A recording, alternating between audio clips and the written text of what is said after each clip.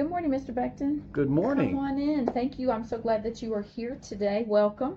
Well, thank you for having me. I've been looking forward to this interview for a while. Well, I'm looking forward to hearing all of your wonderful answers today. And we're just going to go ahead and jump in and get started.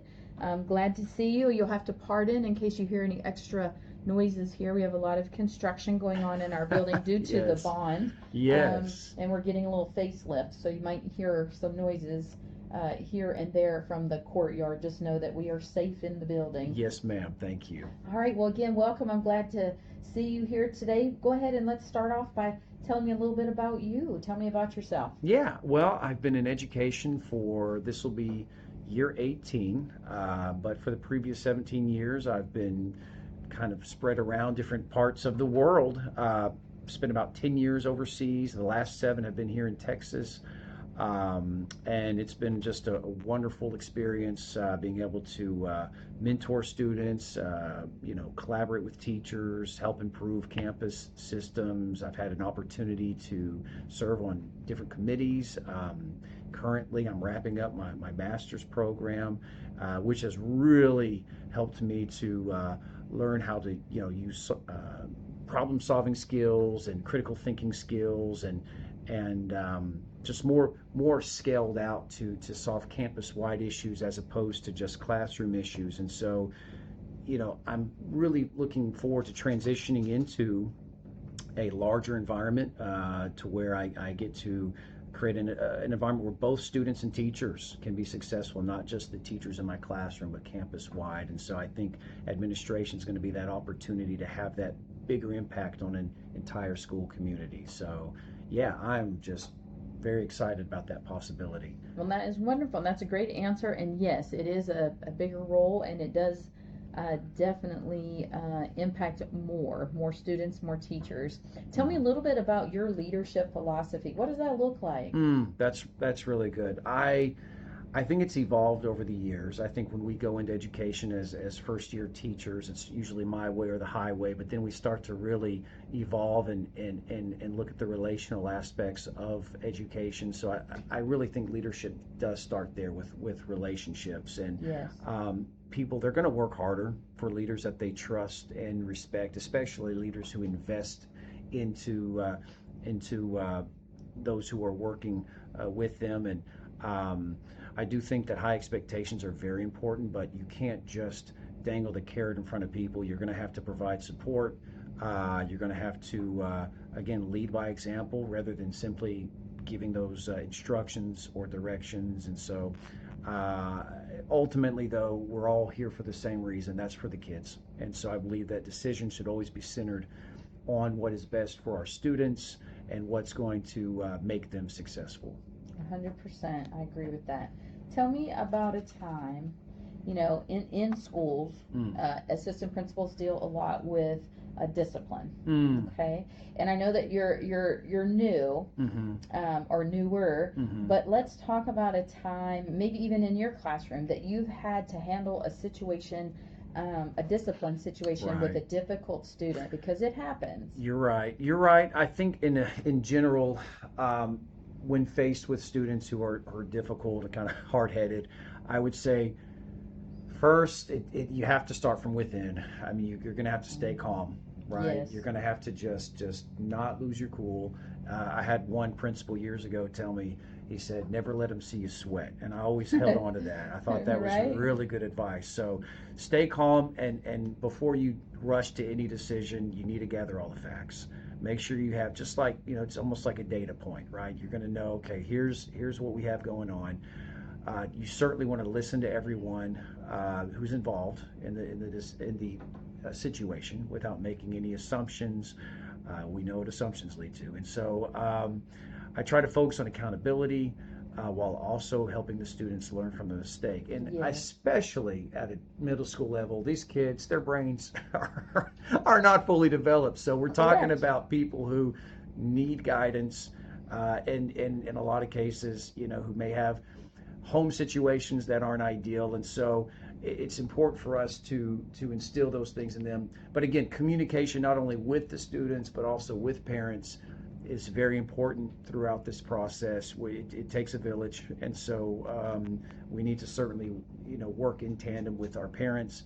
So the goal is correcting behavior, while also maintaining the student's dignity. You don't want to embarrass a kid. Right. You don't want to call them out. You just want to take care of it in-house, rather in class, I guess you could say, and then just, move on, and grow up.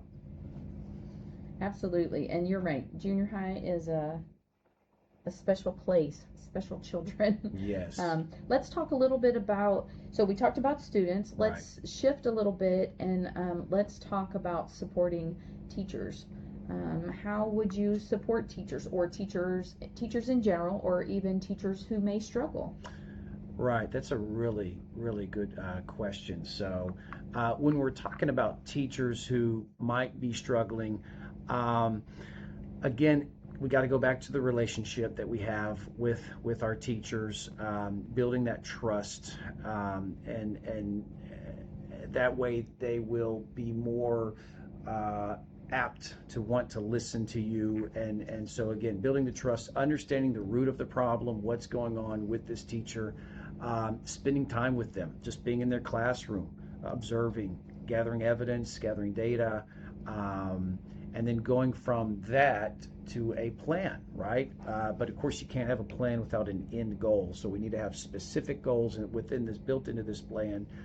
We need to have regular follow-up, and in the meantime, of course, providing them with the coaching that they need, whether it's from the local region or whatever resources, encouragement, but ultimately accountability has to be built into that plan. But yeah, success, it comes from supporting our teachers, rather than just evaluating them, and so I think that would certainly be a part of my plan for that. 100%. All right, so still talking about teachers. Right. Let's talk about conflict. What if you encountered a conflict between two teachers? How might you handle that situation? Right. So being an admin, you bring up a good point. At least you would have more experience in this than I would, but a lot of it comes down to just kind of managing personalities, Yes, managing absolutely. people, managing their characters, and so. But before I were to draw any conclusions, I would certainly want to have one-on-one time with each of those teachers, just meeting with them individually at first, and then let that smoke kind of clear, that dust settle, and bring them together to have a respectful conversation. We're going to keep the focus on professionalism and student success, and that's really how I want them to think when they walk in the building, is I'm here to serve my kids, and I would encourage both parties to listen as much as they speak. So yes, my goal would be to find a solution that will strengthen the working relationship moving forward, as we focus on what's really important, which is our kids. Yes, I love your theme over and over again. You're talking about building relationships, Yeah. and I love that, and communication Mhm. as well, which is going to take me into my next question. Describe your communication style. Right. Well, I think transparency is key when you communicate. I believe communication has to be timely, right? Depending on Yes. what's going on within the parameters, what the situation is, and clearly honest, and just as importantly, has to be very respectful. Um, and here's a big one. You want the parents to be heard. They want them to feel as if they're being heard, because I know difficult conversations may feel very one-sided. So we want our parents to feel included. Um, you're going to have to sometimes break down the educational jargon that might be used, and that way they have a better understanding of what we're trying to communicate. It has to be student-centered. We're going to have to, make sure that this conversation doesn't go in any other direction. We need to focus on the child that we're discussing. But ultimately, it's all about building trust with families, creating those stronger partnerships that allow for success. All right. And are you familiar with Parent Square?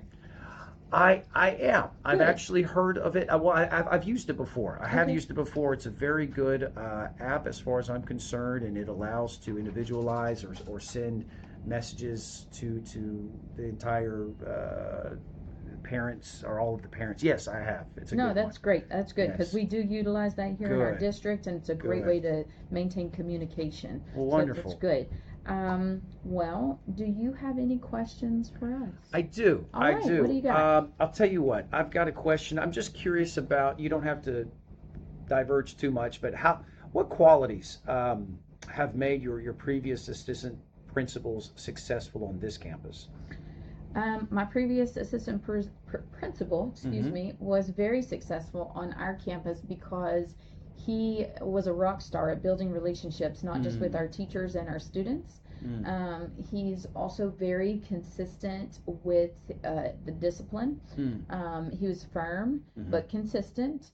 Um, Funny. He had a Mm. personality, which is good. You got to have some fun at work, right? Right. But he had high expectations for himself. Mm-hmm. He had high expectations on our admin team. He had high expectations for students and teachers. And I think that he did a great job communicating with all parties, keeping teachers informed on what's going on with students, discipline, or things like that. Definitely good communication with parents and with the community. Did a great job. Oh, that's wonderful to hear. Well, I do have one last question, and is there anything about my experience that you would like for me to clarify? I'm looking over the questions that we've asked. I think that you've done a good job asking, or excuse me, I've asked. You've done a good job of answering the questions and very clearly. So I do not have anything that I need clarified at this time. You did a good job. Well, thank you. Thank you so much for your time. Well, thank you for joining me today, and we will be in touch very soon when we make our decision on who our next assistant principal will be. Thank you. Yes, Yes, ma'am. sir. Mhm.